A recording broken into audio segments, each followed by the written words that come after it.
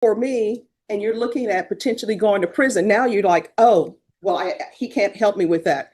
She thought arguing with her probation officer would fix her problems, but instead, it pushed her one step closer to prison. In this intense courtroom moment, a judge lays into a defendant accused of disrespect, defiance, and refusing to take accountability while already on probation for injuring an elderly person. As tempers rise, the judge makes it clear probation is a privilege, not a right, and one wrong move could cost her everything. Hello. Oh, so here's the thing. When someone says hello, there's usually a response back. So let me just tell you what's going on. You're being rude and disrespectful to your probation officer. You act like you're not on probation. When I say there's to be no contact, there's to be no contact.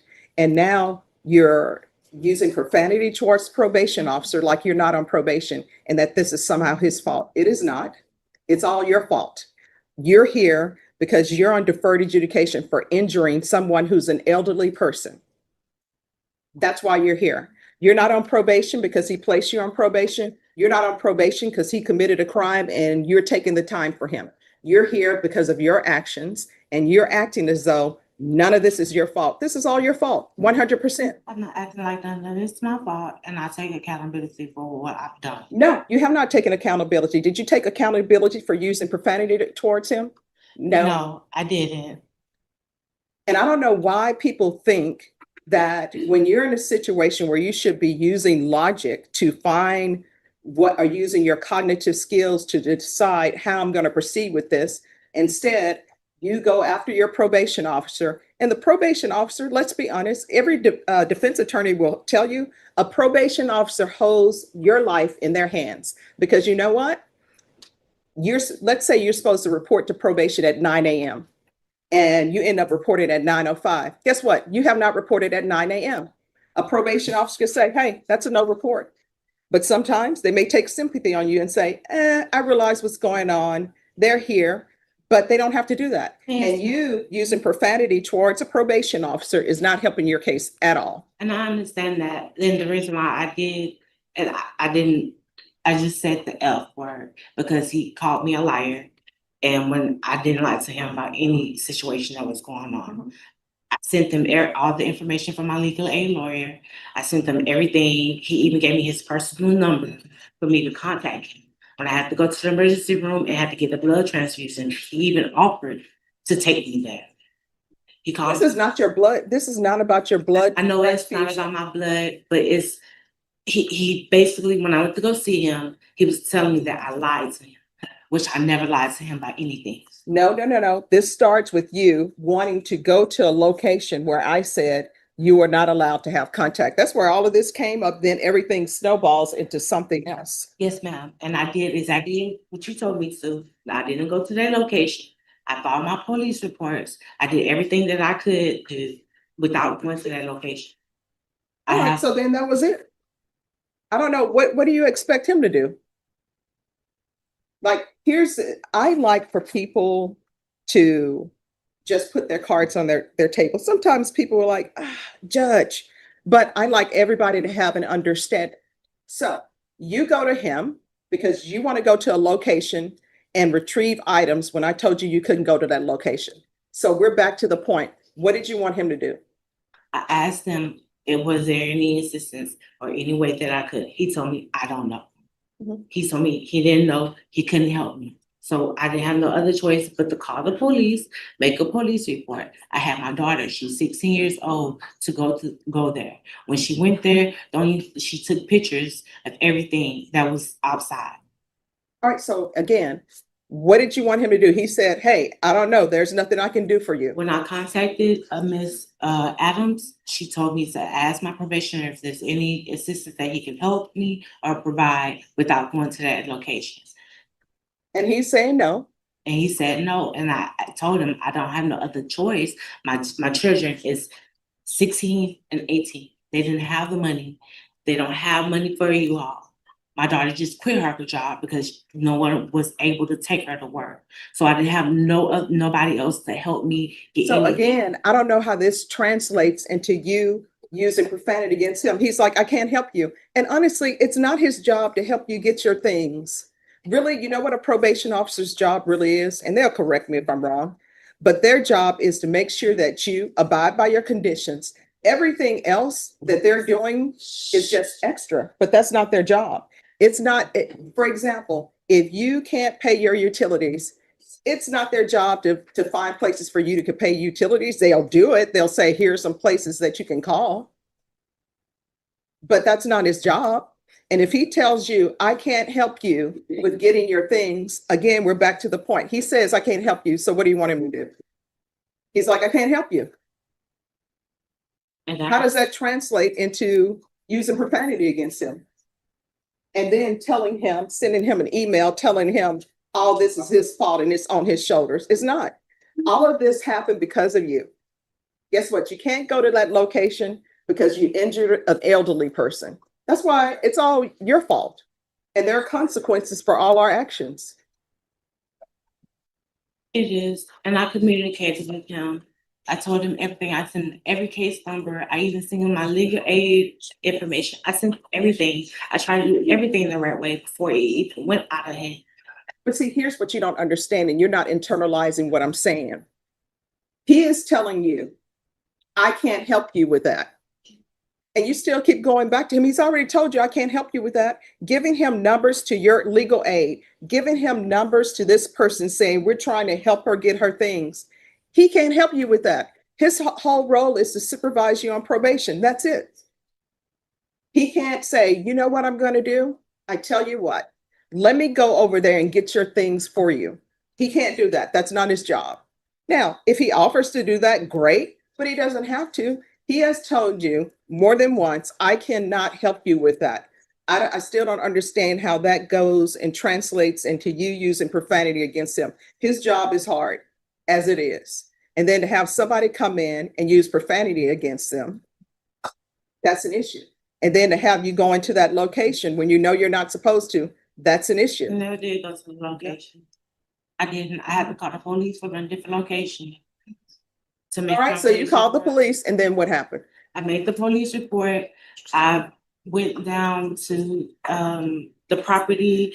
I also went down to 315, the headquarters, to fill out all the information because the day I was arrested, everything was stolen. My car, my credit cards, everything.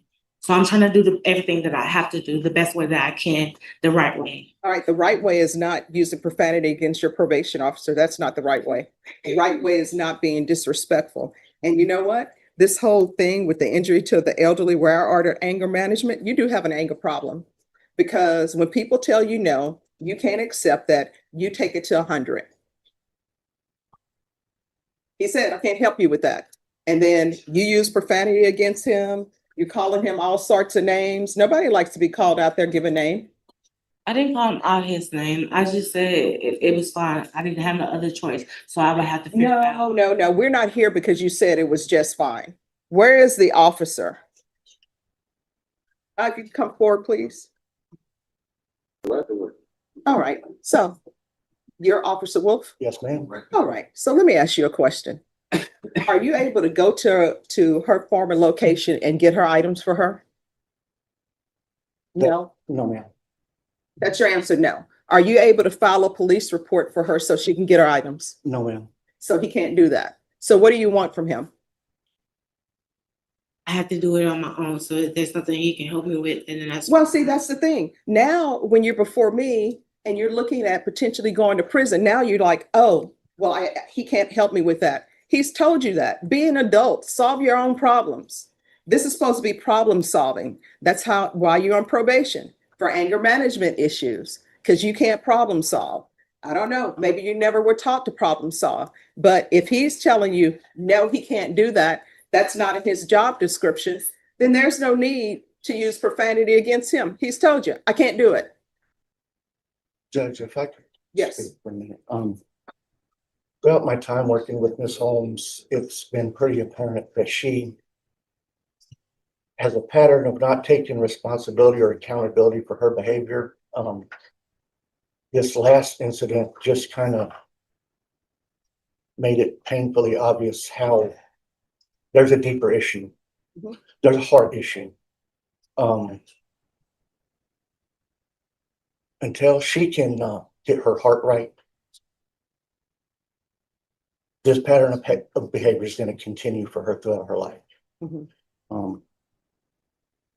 And she's going to continue to be a danger to herself, to the community, to her victim, everybody. She needs to get her heart right and realize that choices and actions have consequences, good and bad, intended and unintended, anticipated, unanticipated. And until she gets her heart right and realizes that, this is just going to continue. All right. Thank you so much. And thank you for coming down. Yes, ma'am. So you're going to have to start using your cognitive skills and your problem solving. That's it. When somebody tells you they can't do something, then they can't do it. If somebody tells you, no, I can't take you to the grocery store today, figure it out. He is not really responsible for anything outside of his job description. If he does something outside of his job description, that's just probation officers being nice. And I understand that, but why would you offer to try to help me when I'm asking for some type of help, and then you tell me you can't help me? Yeah, he said no. Let me just tell you, here's a perfect example. And I've been in situations where people have told me no. And my thing is, I want you to not send me place to place. If the answer is no, just tell me no and I'll figure it out. He told you no. If I ask him right now, like for example, I had to rush here this morning because I don't like being late. And I was filling in for somebody else on another matter. And guess what? My tank is at a fourth. I don't like it being at a fourth. Now, would somebody go, excuse me, could you go and put gas in my car for me? They're going to say no. Now, what do I do with that? Do I use profanity against him? How dare you not go put gas in my car? He's just told me no. So guess what? As an adult, I got to figure it out. That's it. You got to figure it out. And your figuring it out is, let me get angry with somebody and use profanity against them. And maybe they'll then become so afraid of something and say, okay, we'll do that for you. Not his job. And I can tell you right now, if you don't start treating people with respect, one, you're not going to get anywhere, because when you disrespect people, they don't want to help you. And number two, respect. No, you did not. That's the thing. You're still in this clouds. Like these are not, I don't know how your relationships are outside of this world. But in this world, you need to treat people with respect, whether you respect them or not. Like right now, you can hate my guts all you want to, but you had better say, Your Honor or Judge. You understand? You better not be calling me out of my given name. And you better not be calling probation officers out of your given name. I'm sure he told you, no, I cannot help you. And when somebody says, no, I cannot help you with something, maybe you want to ask them again. You ask them again. If you ask the third time, you're begging. And he's already told you he can't help you with that. That is not his job. That is outside his job description. If he decides to help you outside of his job description, just him being nice. You need to figure it out. The same way people have children and you figured out how to have children, you need to figure out how to get the rest of your life together. You're on probation because of your actions. And honestly, the reports I received, I will tell you, when I received that report, I told them, file a motion to revoke. And then probation came to me and said, Judge, could we do a compliance hearing and have her come in? And I'm like, if you all want to do a compliance hearing, we will do a compliance hearing. So this is the last time I'm having this conversation with you, telling you, you need to be respectful to people and you need to learn how to problem solve. How old are you? 33. You're 33-year-old.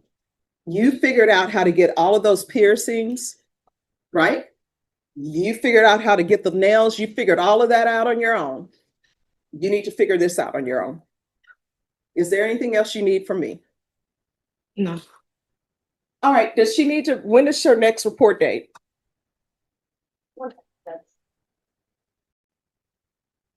And are you employed? You told me I had 30 days to find a job. I had a business, but all my stuff is gone. All right. So that'll be a no. So, Miss Ferguson? Yeah. Recall her for the week of August 11th, and I'm gonna see how you're doing on probation. What date? I can do that Monday, the 11th. All right, so you're coming back on August 11th for me to get a report on what's going on. If you'll give her a reset form. Yes, ma'am. Probation, Yes, Judge. when is her next report date with you? It's not, I have an appointment set right now, from Officer Wolf's information, she was supposed to be reporting. He wrote on the paper, July 9th. Twice a month. July 9th? That's what he wrote on the paper. All right, so she said her next her next appointment date with him is July 9th. All right, I have to confirm, Mr. Wolf was mentioning that the GPS is supposed to have been installed as well, but that she did not have it. all right. I don't have nowhere to stay, no address. It was ordered June 5th. And it was supposed to be done through work release waive the fees for partial for employment purposes only. All right, so if you all could give her a list of places for her to find housing. And then we're gonna come back on August 11th, and by August 11th, you need to have the GPS on. All right, thank you.